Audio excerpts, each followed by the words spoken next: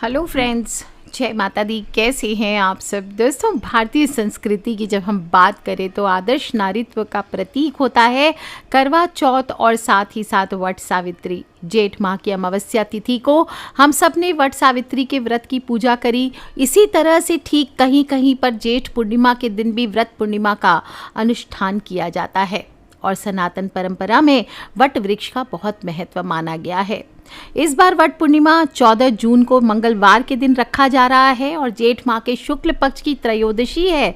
इससे पूर्णिमा तक व्रत किया जाता है। इस व्रत की तिथि को लेकर के भिन्न भिन्न मत आए हैं, लेकिन आपको बता दूं, स्कंद पुराण और भविष्य उत्तर पुराण के अनुसार जेठ माह की जो शुक्ल पक्ष की पूर्णिमा होती है उस दिन ही इस व्रत को करना चाहिए। और जो भी हो, वट सावित्री का जो ये व्रत होता है ये सौभाग्य को देने वाला होता है, संतान की प्राप्ति कराने वाला होता है। बहुत ही खास और महत्वपूर्ण व्रत है और सभी स्त्रियां इसे बड़े चाव और विश्वास के साथ रहती है। इससे अखंड सौभाग्य और संतान की प्राप्ति होती है।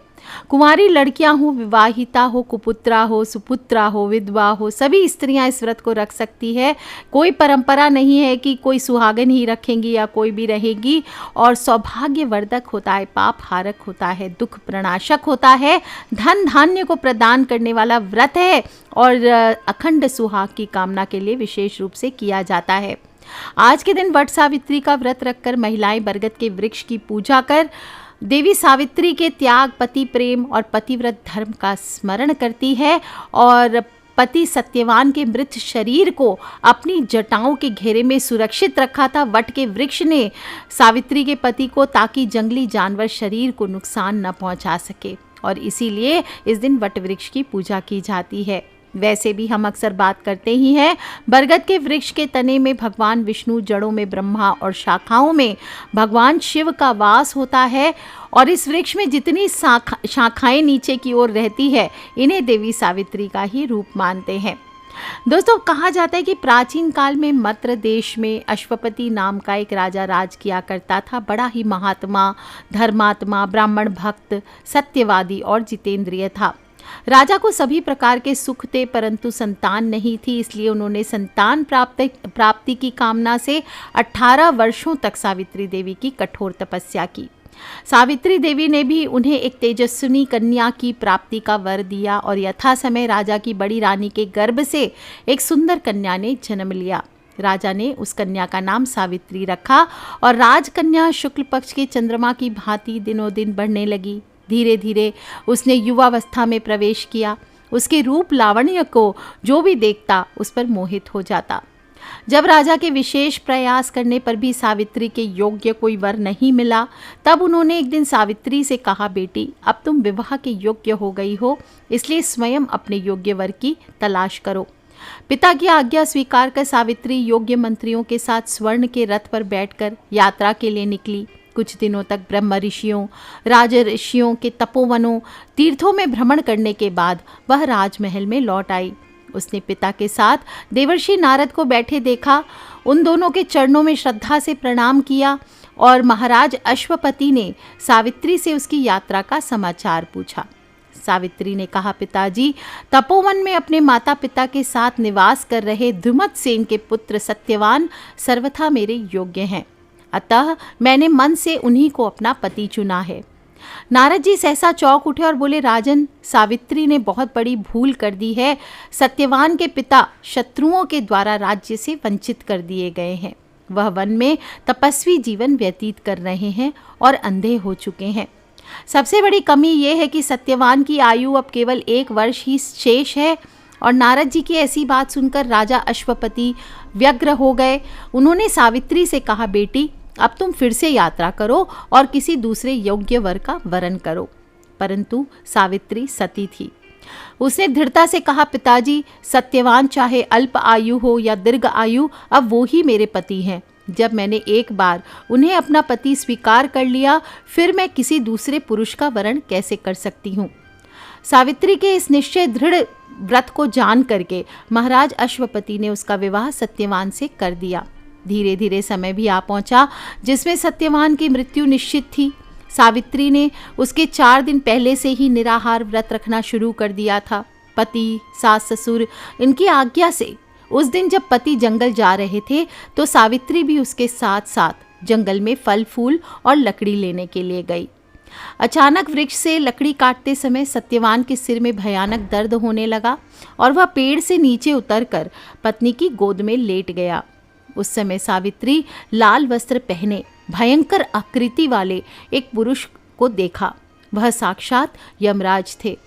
उन्होंने सावित्री से कहा, तू पतिव्रता है, तेरे पति की आयु समाप्त हो गई है, मैं इसे लेने आया हूँ। इतना कहकर यमराज ने सत्यवान के शरीर से सूक्ष्म जीव को निकाला और उसे लेकर वह दक्षिण दिशा की ओर चल पड़े। सावित्री भी उनके पीछे पीछे चल दी और उन्हें आता देखकर यमराज ने कहा, हे पतिव्रता नारी, पृथ्वी तक ही पत्नी अपना पति का साथ देती है, अब तुम वापस लौट जाओ। उसकी इस बात पर सावित्री ने कहा, जहाँ मेरे पति रहेंगे मुझे भी उनके साथ रहना है, यही मेरा पत्नी धर्म है। तब यमराज ने उसे बहुत दैवीय विधान समझाया। वो नहीं मानी और पीछे पीछे चलती रही। उसकी निष्ठा, उसके पति परायणता को देखकर यमराज ने कहा, पति के प्राण तो नहीं लौटा सकता, तुम कोई वर मांग लो। तब सावित्री बोली, मेरे सास ससुर वनवासी हैं, अंधे हैं, उन्हें आप दिव्य ज्योति प्रदान करें। तब यमराज ने कहा, ऐसा ही होगा, अब तुम लौट जाओ। यमराज की बात सुनकर उसने कहा, भगवान, मुझे अपने पति देव के पीछे पीछे चलने में कोई परेशानी नहीं है, पति के पीछे चलना मेरा कर्तव्य है। और फिर से वो उनके पीछे पीछे चलने लगी। आगे आगे यमराज, पीछे पीछे सावित्री। ये देखकर यमराज को बहुत गुस्सा आया। उसने बोला, चलो तुम एक वर और मांग लो और पीछा छोड़ो। तब सावित्री ने बोला, हमारे ससुर का राज्य छिन गया है, उसे वो पुनः प्राप्त कर दीजिए, साथ ही वो धर्म परायण बने रहें। यमराज ने कहा, तथास्तु, और सत्यवान के प्राण लेकर चले। देखा तो सावित्री फिर से पीछे पीछे आ रही है। तब यमराज ने दृढ़ता से आखिरी बार कहा, बोला, देखो मैं तुम्हें कह रहा हूँ लौट जाओ, लेकिन तुम्हें कुछ और चाहिए तो वो मांग लो, मांगो, लेकिन अपने पति के प्राणों के अलावा मांगना जो भी मांगना है, और इस बार आखिरी वर लेकर के तुम लौट जाओ। तब इस बार सावित्री ने अपने को सत्यवान के 100 पुत्रों की मां बनने का आशीर्वाद मांगा। यमराज ने परेशान था, ऐसे ही उसने बिना ध्यान देकर ही कहा, तथास्तु, और आगे चल दिए।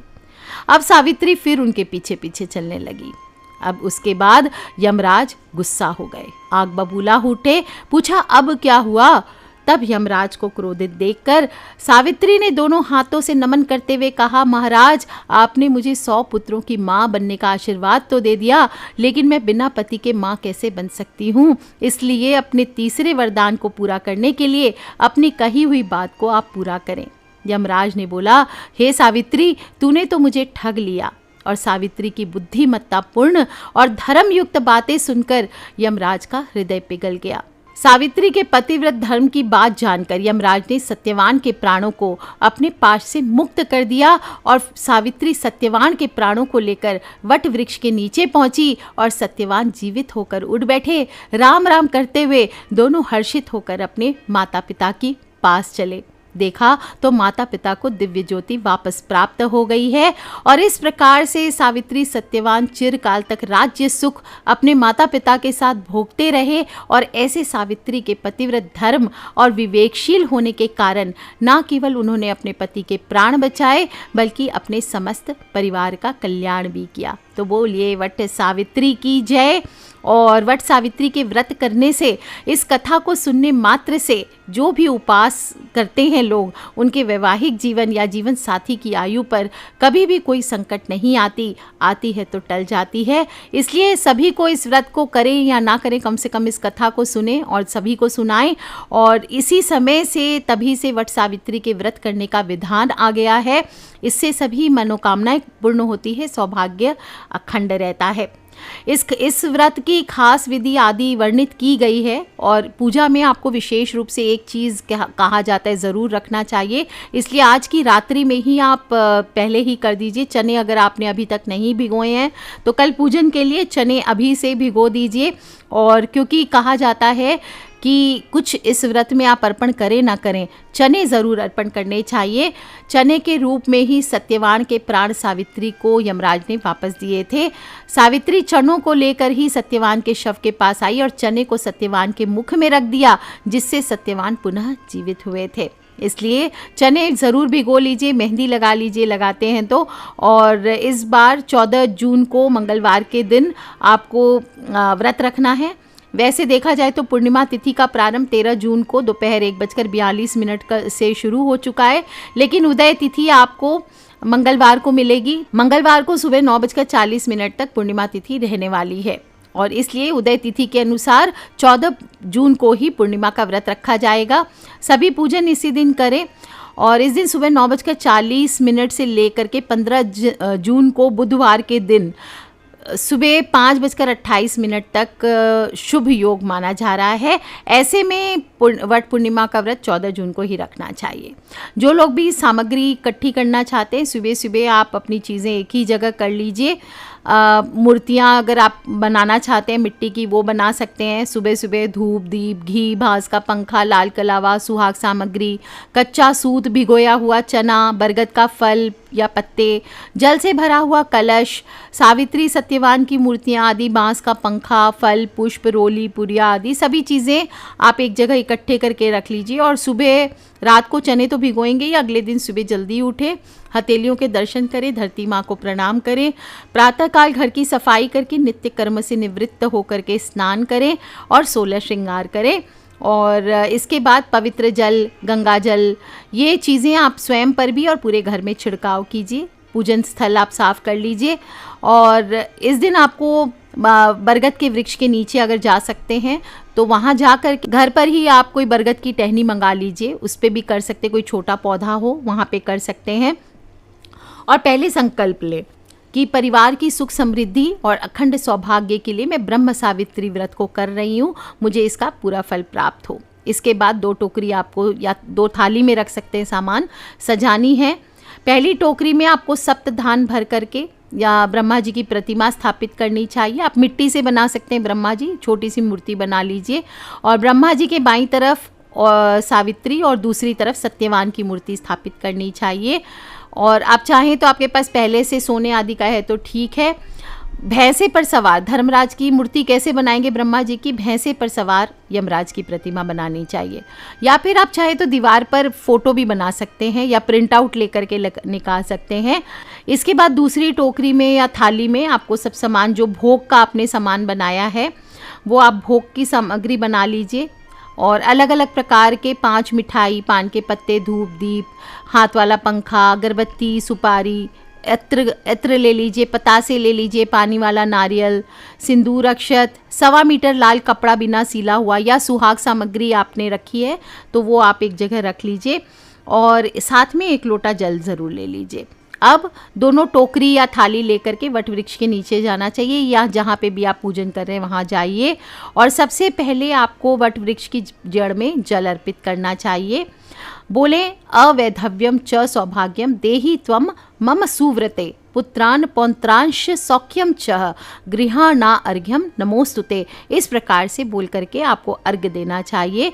जिन भी कन्याओं की शादी में रुकावटें आ रही है, जिन स्त्रियों के पति उन्हें प्यार नहीं करते, डिवोर्स तक की नौबत आ गई है, संतान संबंधी समस्याएं हैं, तो ये सभी विधि से समाप्त हो जाती है। कच्चा दूध हो तो कच्चा दूध थोड़ा लेकर के जाइए और उसको गीली मिट्टी जब बाद में चढ़ाने के बाद जहाँ आहाँ की जो मिट्टी होती है उसको अपने फॉरहेड पर लगाना चाहिए। इसके बाद आप बड़ के पत्तों के छोटे छोटे गहने बना करके वहाँ रखें। चने हाथ में लेकर के वट सावित्री व्रत की जो कथा मैंने सुनाई है वो सुने और कथा सुनने के बाद हाथ वाला जो पंखा है उससे बरगद के पेड़ को हवा करें, भोग लगाएं। जो गहने बनाए थे वो बालों में, गले में, चूड़ियों में पहन लीजिए। जो जल था वो अर्घ दे दीजिए। इसके बाद बरगद के वृक्ष को भोग लगाएं। इस दिन भोग में आपको पूरी, हलवा, चना ये बनाना चाहिए और घर पर जो भी शुद्ध सात्विक भोजन बनाएं। और इसके बाद मौली हो, कच्चा सूत हो, इससे बरगद की 7 बार परिक्रमा करते हुए पति की लंबी आयु और परिवार में सुख समृद्धि की प्रार्थना करते हुए इसे बांधना चाहिए। और हाथ में सूत ले लीजिए, घूमते जाइए, बोलते जाइए। और मंत्र कौन सा बोलेंगे आप? अवैधव्यम च सौभाग्यम देहि त्वं मम सुव्रते पुत्रान पत्रांश सौख्यम च गृहाणार्घ्यम नमोस्तुते। इस प्रकार से बोलते बोलते, नहीं तो जय वट सावित्री, जय वट सावित्री ऐसे बोलते हुए घूमते जाइए या अपने इष्ट का ध्यान रखते जाइए और परिक्रमा करते जाइए। हाथ में सूत ले लीजिए और बोलते जाइए मंत्र 3, 5, 11, 21, 51, 108, जितनी इच्छा हो कीजिए। तने के चारों तरफ बरगद के वृक्ष पर सूत को लाल और पीला करके लपेटना चाहिए। कच्चा सूत हो तो वो भी लपेट सकते हैं, सफ़ेद रंग का। और कहा जाता है कि कच्चा सूत अगर 108 बार लपेटकर मनुष्य परिक्रमा करता है तो अखंड सौभाग्य और परिवार को समृद्धि प्राप्त होती है। सभी चीज़ें पूरा करने के बाद आपको एक बायना कटोरी में निकालना चाहिए। भीगे हुए चने और रुपया रखकर बायना निकालें। सासू माँ को चरण स्पर्श करके दें। अगर सासू माँ वहाँ नहीं है तो आप बायना उन तक पहुँचा सकते हैं। और अगर कोई भी नहीं है, आपका नहीं है, कोई टच बहुत ज़्यादा दूर है, तो आप जो बायना है वो गऊ आदि को या किसी ब्राह्मण को दान दे दीजिए। जो पैसे हैं उठा कर रख सकते हैं या किसी को, जो भी सासू माँ समान स्त्री है उसे आप दे सकते हैं। ध्यान रखना है कुछ बातों का भी कि वट सावित्री पर कुछ गलतियां आपको नहीं करनी चाहिए। इस दिन सभी सुहागन स्त्रियों को ध्यान रखना चाहिए कि नीले काले वस्त्र पहन करके पूजन ना करें, सफ़ेद रंग पहन के वस्त्र पूजन ना करें। आपको इस दिन लाल, पीले, सुंदर हरे, हल्के नीले कलर के वस्त्र पहन सकती हैं, लेकिन प्रेफर करें रेड, पिंक, ऑरेंज, इतने सुंदर कलर्स भगवान ने बनाए हैं, इन कपड़ों को पहन करके आपको पूजन करना चाहिए। संपूर्ण श्रृंगार करें, अच्छे से तैयार हो जाएं। और मैचिंग के जो आप चूड़ियाँ आदि पहनेंगे अगर कांच आदि की, तो वो भी काली, सफ़ेद या नीली। साड़ी के साथ मैचिंग चूड़ी करने के चक्कर में काली, नीली, सफ़ेद चूड़ियाँ ना पहने। जो भी महिलाएं पहली बार इस व्रत को रख रही है उन्हें व्रत की शुरुआत मैके में करनी चाहिए। अगर नहीं है आपकी माँ तो वहाँ पे पास में, ताकि आप मैके जाके कर सकें, तो आप थोड़ा सा बायना या उनके द्वारा अगर कुछ भेजा गया है तो अपनी सासू माँ को जो बायना देंगे, 16 श्रृंगार का सामान हुआ या फिर पैसे आदि, वो आपकी मायके का हो, इस बात का ध्यान रखें। सुहाग सामग्री जो मायके की आती है वो ही इस्तेमाल करनी चाहिए। और सब करने के बाद सिंदूर और कुमकुम से किसी सौभाग्यवती स्त्री के जो है उसकी मांग भरनी चाहिए और सुहाग पिटारी उसे गिफ्ट कर सकते हैं। इसी प्रकार पूजा समाप्ति होने के बाद किसी ब्राह्मण को आपको दान दक्षिणा, वस्त्र आदि जो आपके पास है किसी बांस की टोकरी में रख करके अवश्य दान करना चाहिए। पूजा करने के बाद अब जब घर आएंगे तो अपने घर के सभी बड़े बुजुर्ग और अपने विशेष रूप से अपने पति के पैरों को जल से धोना चाहिए या कम से कम उनका आशीर्वाद प्राप्त करें। और बरगद के वृक्ष पर जब भी आप जाते हैं तो थोड़ी सी आप कच्चा दूध तो ले जाएंगे, साथ ही साथ मीठी लस्सी, मीठा दही ये ले जाकर चढ़ाने से मंगल, शनि, राहु जैसे अनिष्ट ग्रह भी शांत होते हैं। और अगर आपके जीवन में बहुत ज़्यादा पितृ बाधा है, आप परेशान हो चुके हैं, तो आज के दिन, वट पूर्णिमा के दिन, किसी नदी के किनारे या किसी धार्मिक स्थल पर आपको बरगद का पेड़ लगाना चाहिए, जहां पर आप उसकी देखभाल कर सके थोड़ा बड़ा होने तक, बारिश का मौसम आने तक। दोस्तों, वट सावित्री व्रत, तीज, करवा चौथ ये सब एक ही तरह के होते हैं। इन सभी को माना जाता है कि 2 तरीके से आप उठा सकते हैं। नियम तो ये होता है कि इस दिन कुछ ना खाएं, बाकी जो लोग नहीं रह सकते आप इसे फल लेकर के भी उठा सकते हैं, या फिर आप पूजा के बाद फल आदि का सेवन करके एक समय फलाहार आदि कीजिए या सात्विक भोजन कीजिए, या फिर आप चाहें तो सिर्फ पूजा करने तक भूखे रहें, इसके बाद आप भोजन कर सकते हैं। जो भी दूसरा तरीका यही होता है कि आप वट वृक्ष पर चढ़ाई जाने वाली सभी चीज़ों का सेवन पूजा के बाद कर सकते हैं, यानी आप अन्न खा सकते हैं। लेकिन एक बात का ध्यान रखना है कि पूजा के बाद अन्न का सेवन भी करेंगे तो सात्विक होना चाहिए, प्याज, लहसुन आदि का इस्तेमाल नहीं करना चाहिए। जो भी स्त्री इस प्रकार से सच्ची निष्ठा से व्रत को रखती है, ना सिर्फ उसे पुण्यों की प्राप्ति होती है, बल्कि आपके घर, आपके परिवार, आपके पति हैं तो उन पर सभी प्रकार की आई हुई परेशानियां कम हो जाती है, सौभाग्य की वृद्धि होती है। पतिव्रत धर्म का पालन करने से बहुत शक्ति आती है, आपके जीवन में शक्ति आती है, आपके अंदर शक्ति आती है। को कर लीजिए उपाय दोस्तों। मेहंदी सभी लोग अगर नहीं लगाई, आपने थोड़े थोड़े मेहंदी लगा लीजिए, नेल्स में लगा लीजिए, आलता लगा लीजिए, अच्छी सी नेल पॉलिश लगा लीजिए, थोड़े से 16 श्रृंगार करके कल सुबह से तैयार ज़रूर हूँ। सो कर लीजिए उपाय दोस्तों, खिलखिलाते रहे, मुस्कुराते रहे। Take care friends, love you all. जय माता दी, बम बम भोलेनाथ की। आप सभी को वट सावित्री की हार्दिक हार्दिक शुभकामनाएं। बोलिए सावित्री मैया की जय।